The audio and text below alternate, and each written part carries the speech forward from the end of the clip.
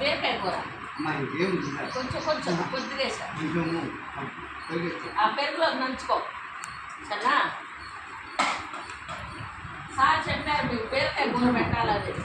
బీరకాయ కూర అరుగుదలకు మంచిదంట, ప్రవీణ్ సార్ చెప్పారు. అరుగుదలకు మంచిదండి, వాళ్ళకి బీరకాయ కూర కొంచెం చేసి పెట్టండి అని.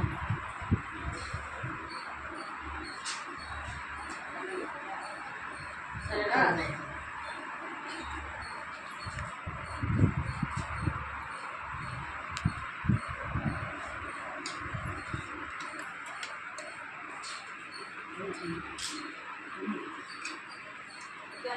పాయసం కూడా సార్ చెప్పారు మీకు బీరకాయ కూర, పప్పు, అప్పడము, పాయాసము, ఇంకా స్వీట్స్, అరటిపళ్ళు ఇమ్మన్నారు సార్. ప్రవీణ్ సార్ అందరం మీకు రుణపడి ఉంటాము. ఈరోజు ప్రవీణ్ సార్ మీకు అందరికి భోజనం పెట్టమని చెప్పున్నారు. అందరూ ఒకసారి థ్యాంక్స్ చెప్పండి. హైదరాబాద్ నుండి ఇక్కడ మీకు రిఫర్ చేస్తున్నారు సార్ చెప్పున్నారు. వాళ్ళకి మంచి భోజనం పెట్టండి మేడం అని చెప్పున్నారు. ఆయన ఇద్దరు బిడ్డలు కూడా మీకు మంచి భోజనం పెట్టమన్నారు. ఇద్దరు సరేనా. అందరూ ఒక్కొక్కసారి థ్యాంక్స్ చెప్పండి పిల్లలకి.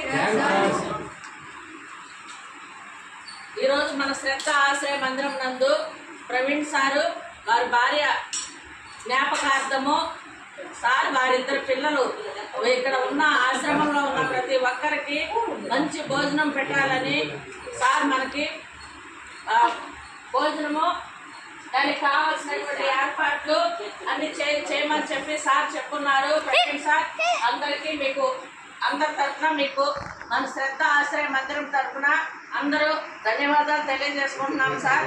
మీరు చెప్పినట్టే ఇంకో పాయసం అందరికి ఇస్తామన్నా. ఇదో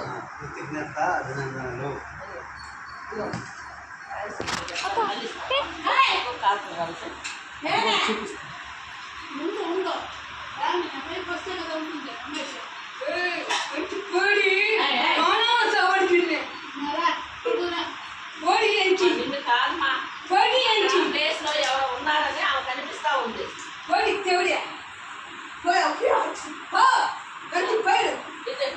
ఆ ప్లేస్ లో ఎవరు ఉన్నారని ఆమె కనిపిస్తుంది, నిన్ను కాదు.